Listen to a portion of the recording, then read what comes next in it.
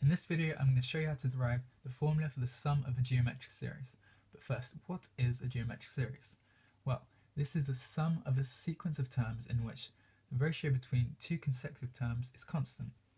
So just like my arithmetic series video, I'm going to show you how to do this using numbers, and then we're generalizing it using letters. So this is our series that we want to find out the sum of. Every term is basically multiplied by 2 from the previous one. So 1 plus 2 plus 4, etc. all the way to 256. First term is 1 and there's a definite number of terms. So the trick we use here is by multiplying this whole series by the common ratio, which is 2. So 2s equals 2 plus 4 plus 8 plus etc. plus 128 plus 256 plus 512. So what we do now is subtract one from the other. So we'll subtract 2s from s. So I'll write this out explicitly so you can see.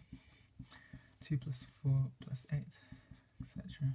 plus 128 plus 256 is 512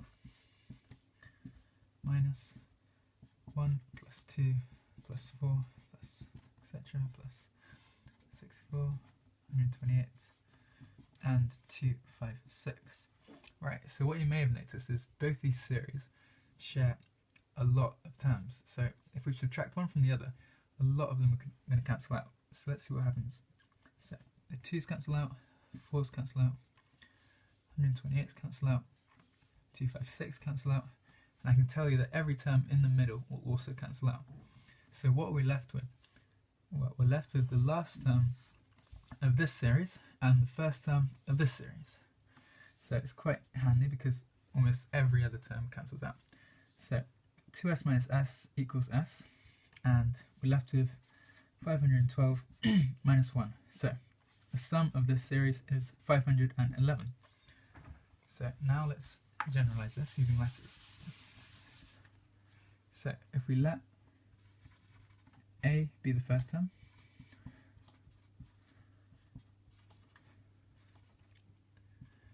r be the ratio between terms, n be the number of terms,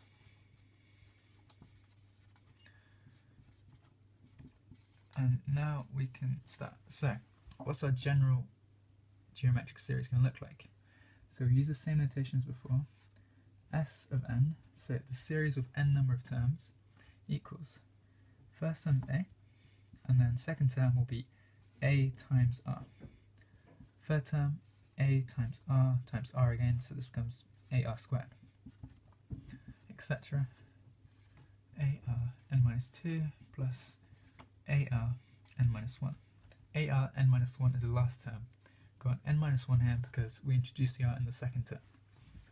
So just like before, we're going to multiply this whole series by the common ratio, which is r. So r lots of s of n gives you ar plus ar squared plus ar cubed, etc. plus ar n minus 1 plus ar to the n. So just like before, almost every term is going to cancel out. So I'll just show you here. These terms are the ones that are going to cancel out. So we're left with the last term of this series and the first term of this one. So r s minus s of n minus s of n gives us a r to the n minus a. So now we can factorize on both sides. So if we take out s of n on this side, we're just left with r minus 1. And if we take out a on this side, we're left with r to the n minus 1. So if we just divide by r minus 1, we're going to get s of n. So let's do that. S of n equals a times r to the n minus 1 all over r minus 1. But I just want to draw attention to the fact that you can subtract series from either one. So if we did s of n minus rs of n, this would give us a minus ar to the n. So factorize again. This gives us 1 minus r, a lots of 1 minus r to the n. So divide by 1 minus r gives us s of n equals a times 1 minus r to the n all over 1 minus r. And these are both correct solutions for the formula.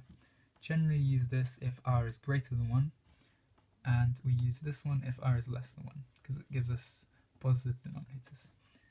So there you go, the formulas for the sum of a geometric series.